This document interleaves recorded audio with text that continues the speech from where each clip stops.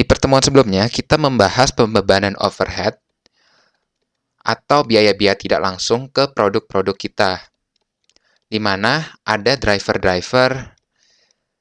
Sebagai contoh, jam kerja langsung, misalkan overhead kita 500.000 di bulan itu, dan drivernya ini jam kerja langsung di bulan itu 500, maka biaya overhead per jam kerja langsung itu adalah 500.000 kita bagikan dengan 500, jadi 1.000 per jam kerja langsung.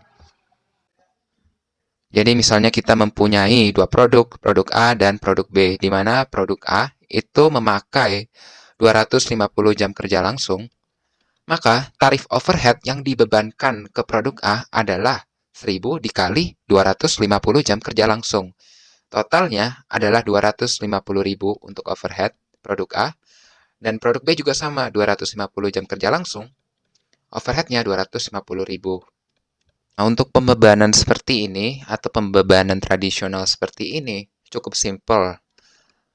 Tapi tidak bisa diaplikasikan ke semua perusahaan. Contohnya ada perusahaan yang memanufaktur paper cup. Nah, paper cup ini tidak memiliki driver-driver yang signifikan. Jadi kalau kita pakai jam kerja langsung seperti di sini, otomatis pembebanan biayanya itu mungkin tidak akurat. Atau bisa jadi kita pembebanannya kurang. Dan pas kita jual ke customer, nah kita rugi. Karena kurang akurat menggunakan yang tarif tunggal atau yang tradisional seperti yang dijelaskan di atas. Nah, oleh karena itu, kita memiliki metode yang namanya activity-based costing atau pembebanan berdasarkan aktivitas-aktivitas yang berhubungan dengan produksi paper cup ini. Ya, jadi sebagai contoh, misalkan total overhead kita untuk di bulan ini itu adalah 1 juta. Nah, dari 1 juta ini kita mau alokasikan ke produk-produk yang kita hasilkan. Nah, di bulan ini kita menghasilkan 2 produk. Ada yang namanya paper cup dan juga ada yang namanya plastic cup. Nah, berapa persen dari overhead ini yang akan masuk ke paper cup dan berapa persen juga yang akan masuk ke plastic cup? Pembebanannya itu bagaimana? Nah, ini kita dikasih informasi tambahan. Yang pertama, itu ada 3 penampung biaya dari aktivitas-aktivitas memproduksi cup-cup tersebut. Yang pertama ada persiapan, yang kedua ada desain, dan yang ketiga ada permintaan produk. Nah, tentunya untuk setiap penampung biaya tersebut, ada aktivitas-aktivitas atau jumlah measure yang dimiliki.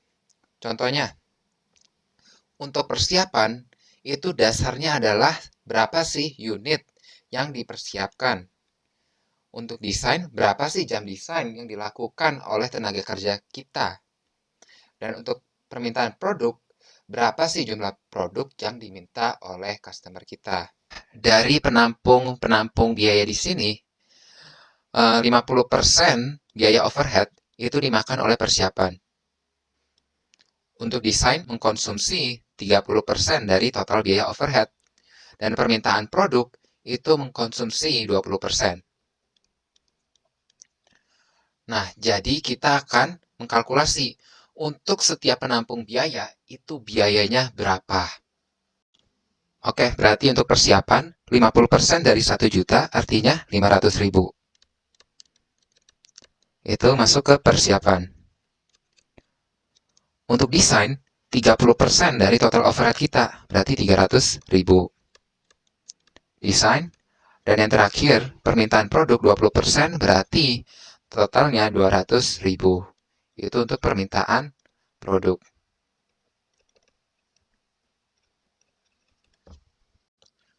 Nah, setelah kita mendapatkan berapa sih alokasi untuk setiap penampung biaya, 500.000 untuk persiapan, 300.000 untuk desain, dan 200.000 untuk permintaan produk, kita dikasih informasi tambahan juga. Jadi, jumlah aktivitas yang dilakukan atau dasar aktivitasnya untuk persiapan itu ada 50 unit bulan ini.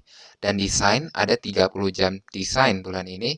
Dan untuk permintaan produk ada 200 produk yang diminta. Nah, dengan data-data ini kita bisa tahu tarifnya per aktivitas. Jadi tarifnya per aktivitas. Nah, untuk persiapan 500.000 biayanya yang dihasilkan 50 unit. Berarti untuk setiap unit itu tarifnya adalah 500.000 dibagi 50, 10.000. 10.000 per unit. Untuk desain 300.000 total biayanya dan ada 30 jam desain. 10.000 juga per jam. Dan yang terakhir, permintaan produk 200.000, customer kita minta 200 produk. Jadi untuk setiap produk itu biayanya 1.000 per produk.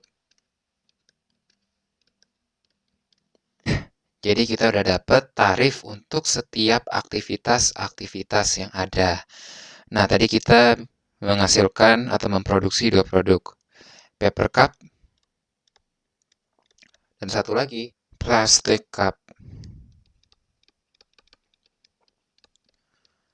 Nah, kita udah dapat untuk paper cup, plastic cup itu menggunakan berapa aktivitas untuk setiap aktivitas yang ada. Jadi untuk paper cup itu menggunakan 30 unit, 15 jam desain, dan 150 produk. Sedangkan untuk plastik cup kita kurangkan saja 50 unit dikurang 30 unit, 20 unit. 30 jam desain kurang 15 jam desain, 15 jam desain. Dan untuk 200 produk kurang 150 berarti 50 produk. Nah, sekarang kita mengalokasikan overhead 1 juta ini menggunakan tarif aktivitas yang sudah kita hitung tadi. 30 unit. Per unitnya itu 10.000. Berarti 30 dikali 10.000. Hasilnya 300.000. Itu untuk paper cup. Nah, untuk 20 unit sisanya bagaimana? Sama juga dikalikan dengan 10.000. Dapat 200.000. Dan untuk 15 jam desain, kita kalikan dengan tarif ini, 10.000 per jam desain. 15 dikali 10.000-nya 150.000. Dan untuk 15 jam desain plastik cup sama juga 150.000.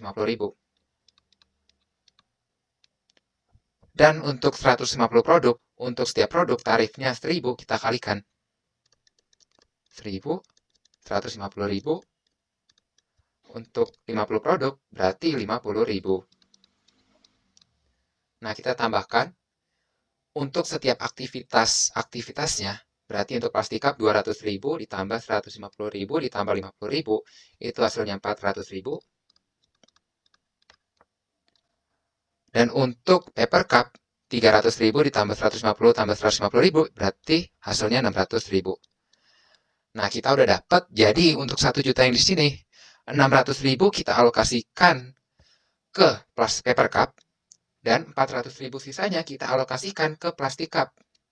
Jadi tergantung dasar atau jumlah aktivitas yang dimakan oleh masing-masing produk paper cup ataupun plastik cup. Nah, yang menjadi pertanyaan, kenapa tidak semua perusahaan menggunakan ABC atau Activity Based Costing? Sedangkan Activity Based Costing itu lebih akurat daripada yang tradisional dan juga bisa digunakan untuk mengukur profitabilitas produk-produk kita yang dihasilkan dengan lebih baik. Jadi lebih baik daripada tradisional. Nah, perlu teman-teman ketahui, tadi kan kita menghitung aktivitas-aktivitas itu, ada persiapan, ada jumlah produk. Untuk mengukur aktivitas itu, kita butuh namanya tenaga kerja. Nah, apakah semua perusahaan memiliki dana yang cukup untuk mengukur aktivitas-aktivitas tersebut? Kan jawabannya tidak, teman-teman. Hanya perusahaan-perusahaan besar atau perusahaan-perusahaan yang memiliki cadangan kas yang cukup yang bisa melakukan activity based costing karena biaya tenaga kerja itu lebih tinggi. Dan juga untuk perusahaan-perusahaan yang baru mulai, apakah lebih beneficial bagi perusahaan itu untuk melakukan activity based costing, mengukur aktivitas-aktivitasnya, atau menginvestasikan kepada R&D atau research and development. Tentunya kalau perusahaan-perusahaan startup masih yang lebih penting adalah R&D. Makanya tidak semua perusahaan menggunakan activity based costing meskipun lebih akurat dan juga bisa mengukur profitabilitas yang lebih baik.